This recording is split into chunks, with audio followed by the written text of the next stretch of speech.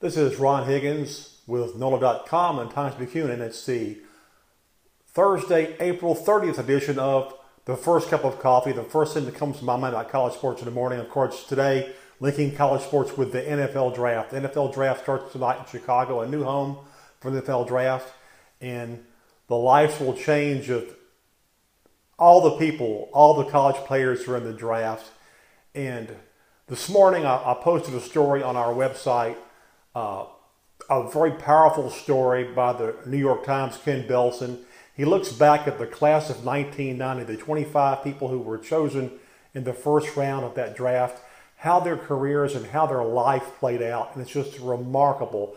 It's a must-read, and I think every player in this draft should read this. Every college coach should hand this to their players who are thinking about going into the draft, because it gives you a remarkable contrast of what happened to the 25 players in the 1990 draft, how their lives played out. Some of them were Hall of Famers like Emmitt Smith, who, of course, learned how to manage his money, has had a great career off the field, survived emotionally and financially.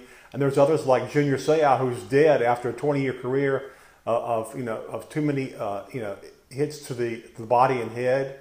And there's others who did make the transition, had struggled without football, had problems emotionally and with drugs.